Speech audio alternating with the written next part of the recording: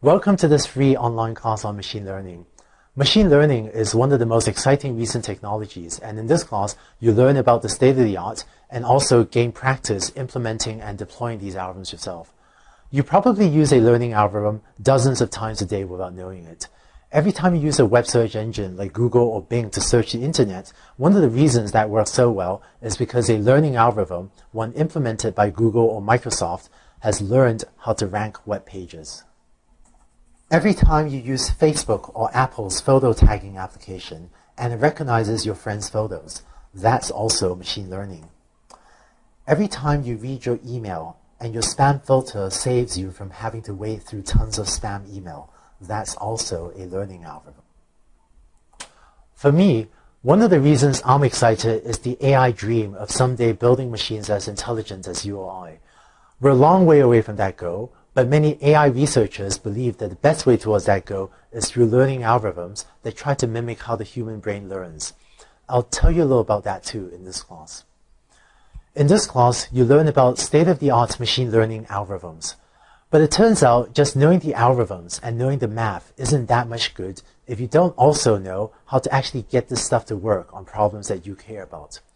So we've also spent a lot of time developing exercises for you to implement each of these algorithms and see how they work for yourself.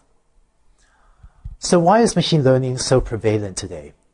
It turns out that machine learning is a field that had grown out of the field of AI, or artificial intelligence.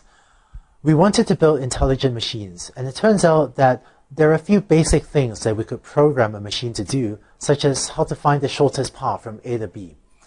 But for the most part, we just did not know how to write AI programs to do the more interesting things, such as web search, or photo tagging, or email anti-spam. There was a realization that the only way to do these things was to have a machine learn to do it by itself. So machine learning was developed as a new capability for computers, and today it touches many segments of industry and basic science. For me, I work on machine learning, and in a typical week, I might end up talking to helicopter pilots, biologists, a bunch of computer systems people, sort of my colleagues here at Stanford. And averaging 2 or 3 times a week, I'll get email from people in industry, from Silicon Valley, contacting me who have an interest in applying learning algorithms to their own problems. This is a sign of the range of problems that machine learning touches. There's autonomous robotics, computational biology, tons of things in Silicon Valley that machine learning is having an impact on. Here are some modern examples of machine learning. There's database mining.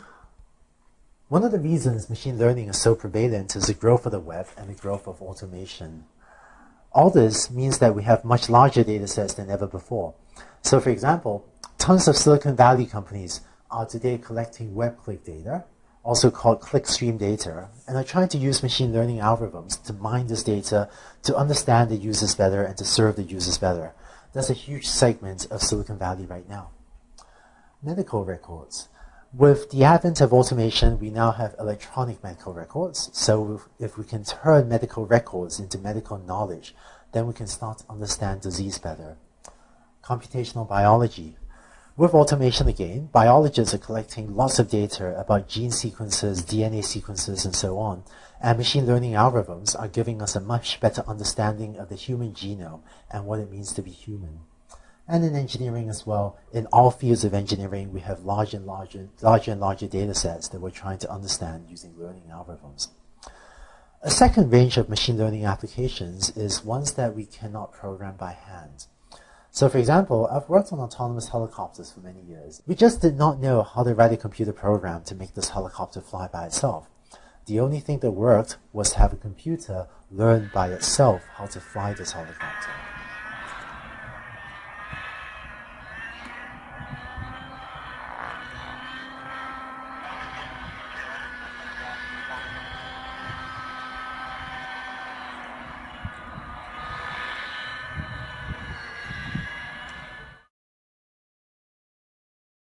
Handwriting recognition.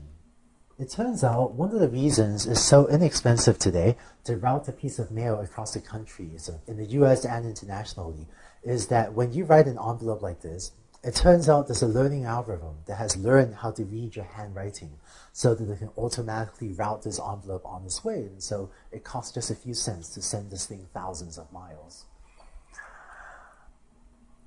And in fact, if you've seen the fields of natural language processing or computer vision, these are the fields of AI pertaining to understanding language or understanding images. Most of natural language processing, most of computer vision today is applied machine learning. Learning algorithms are also widely used for self-customizing programs. Every time you go to Amazon or Netflix or iTunes Genius and it recommends new movies or products or music to you, that's a learning algorithm. If you think about it, if you have 1 million users, there's no way to write 1 million different programs for your 1 million users. The only way to have software give these customized recommendations is if it can learn by itself to customize itself to your preferences. Finally, learning algorithms are being used today to understand human learning and to understand the brain. We'll talk about how researchers are using this to make progress towards the big AI dream. A few months ago, a student showed me an article on the top 12 IT skills, the skills that information technology hiring managers cannot say no to. It was a slightly older article, but at the top of this list of the 12 most desirable IT skills was machine learning. Here at Stanford, the number of recruiters that contact me asking if I know any graduating machine learning students is far larger than the number of machine learning students we graduate each year. So I think there's a vast unfulfilled demand for the skill set. And this is a great time to be learning about machine learning, and I hope to teach you a lot about machine learning in this course.